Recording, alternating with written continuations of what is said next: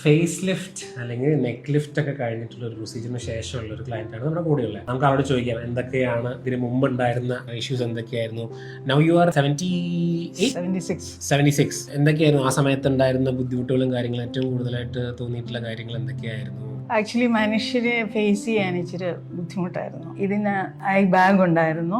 I bag ആയിരുന്നു വലിയ പ്രശ്നം. കാരണം മനുഷ്യരെ നോക്കുന്നുണ്ടെങ്കിൽ പെട്ടെന്ന് ഞാനെടുത്ത് കണ്ണാടി എടുത്ത് നോക്കുമായിരുന്നു. അത് മാറ്റണം എന്നുള്ളത് എനിക്ക് വലിയൊരു ആഗ്രഹമായിരുന്നു. അത് കഴിഞ്ഞ് പിന്നെ എവിടെ എല്ലാം ഇങ്ങനെ സാഗ് ചെയ്ത് കഴുത്തിന്റെ ഭാഗത്ത് അതെല്ലാം കൂടെ കാണുമ്പോൾ ആക്ച്വലി എനിക്ക് മനുഷ്യരെ ഫേസ് ചെയ്യാൻ പ്രയാസമായി. അന്നേരം ഞാൻ തീരുമാനിച്ചു ഇങ്ങനെ ഫേസ് ലിഫ്റ്റ് ചെയ്താൽ നല്ലതായിരിക്കാം. പിന്നെയും I was debating whether I should do it because I am an old lady. Finally, I decided to do it.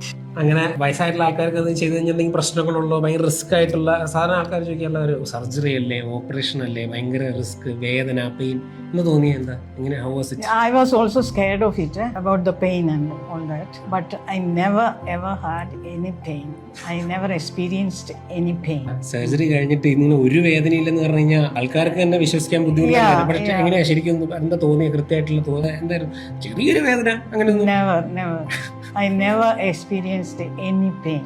And I was also really surprised to see that I didn't have any pain. ഇപ്പൊ എന്ത് തോന്നുന്നു? ബാക്കിയുള്ള കാര്യങ്ങൾ ഇപ്പോൾ ചെയ്ത് കഴിഞ്ഞിട്ട് ഏകദേശം ഒരു മാസം കഴിഞ്ഞു അല്ലേ? കഴിഞ്ഞിട്ട് എന്ത് തോന്നുന്നു? Are you happy? Yeah, my husband also said I got the result and he is happy about what you have done.